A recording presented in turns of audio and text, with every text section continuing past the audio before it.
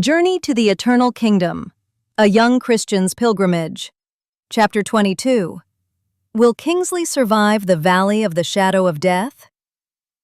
Kingsley woke mid-morning and felt stronger than he had ever felt before in his life, so continuing his journey was not an issue.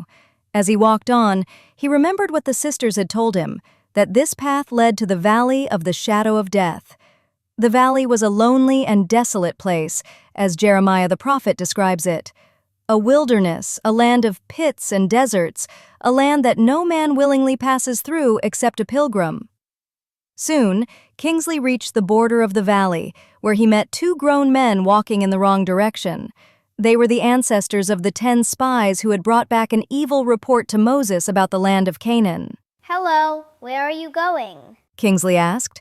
The two men pretended to be reluctant to stop. Back! We are definitely going back. And you should also, if you value your life. "Why? What is the matter with the way ahead?" He looked over their shoulders toward the valley. What is the matter, you ask? What's the matter? We were travelling as pilgrims just as you are. And because of this valley and the things we have seen, But we have ventured as far as we dared. In fact, if we had gone any farther, we would not be here to share this news with you. "Oh my! Kingsley said, peering ahead anxiously. What or who did you see?" the valley itself. It is dark and dangerous. We averted the danger by turning back.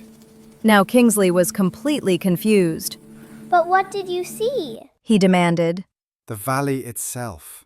They repeated, leaning closer and whispering. It is pitch dark. We are sure we saw dragons, hobgoblins, and devils. Looking over their shoulders, one of them continued. We also heard things in that valley. Continual howling and yelling. The sound of people in utter misery. Too horrible to speak of. That is how truly terrible it is.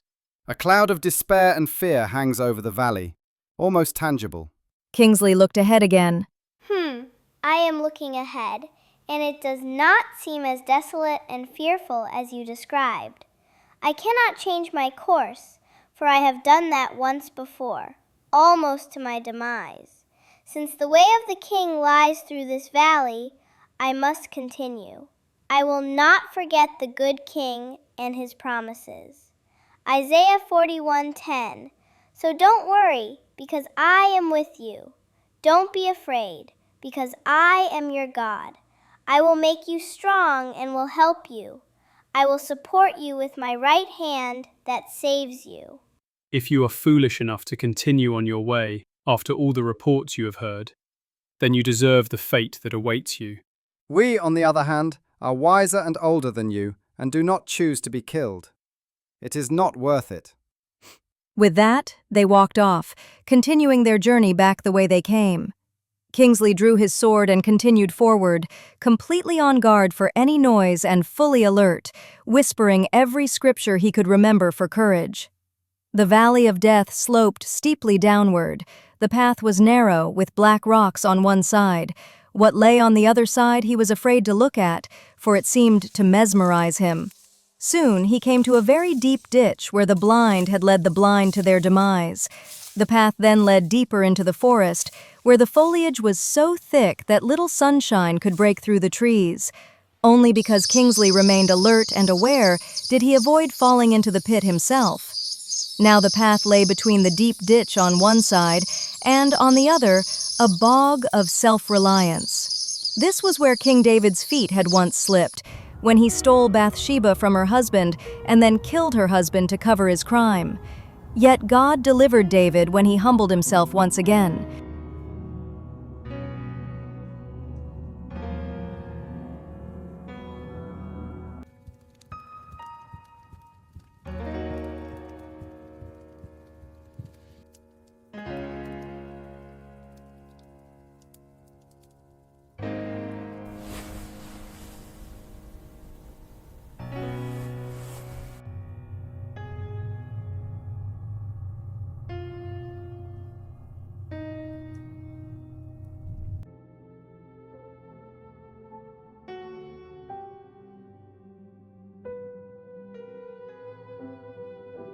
As the sun set, it grew even darker, and Kingsley was unsure what to do.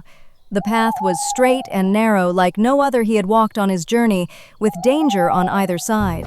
With the darkness came mist that rolled in and blanketed the valley, further limiting his vision and making him uncertain where to place his feet. Even fighting self was not as scary as this, for I must continue throughout the night. If I lay down to sleep, something might carry me off. Yet I know not where to place my feet, for fear I may step off the path. With nothing else to do, he continued on. He whispered, Be strong and brave. Don't be afraid of them. Don't be frightened. The Lord your God will go with you. He will not leave you or forget you. Kingsley walked through the night, tired, sleepy, and oh so frightened. The scriptures comforted him, yet he longed for a physical companion, someone to hold on to when moans and screams echoed through the trees and reverberated all around him. Oh my! He also knew that the Prince of Babylon had soldiers stationed along this pathway, sneaking up behind pilgrims and snatching them away when they were unaware of the danger. Once, he was certain he felt someone behind him. Turning sharply, sword raised, he saw and felt nothing. Another time, thoughts entered his mind that he knew were not his own. It was as if someone had crept close and whispered disturbing thoughts into his ear, making him believe they came from within himself. The darkness was thick and confusing, and Kingsley longed to escape the valley more than anything. Throughout the night, he heard footsteps, sometimes behind him, sometimes ahead. Each time he stopped, sword ready, fearing one of the prince's men had come for him. Yet the footsteps always turned away, moving on to another path, never drawing too close or discerning him in the darkness. When Kingsley was at his wit's end, he heard someone ahead in the dark speaking aloud words from the good book, words of encouragement and strength. Psalm 23, verse 4. Even though I walk through the valley of the shadow of death, I will fear no evil, for you are with me. Kingsley took comfort in those words. At one point, he called out to the pilgrim, asking him to stop and wait, even calling his name. But there was no response. The pilgrim ahead was steadfast. He, too, was frightened by the valley and spoke scripture aloud to comfort himself, hoping to drown out the dreadful moans and groans that accompanied this part of the journey.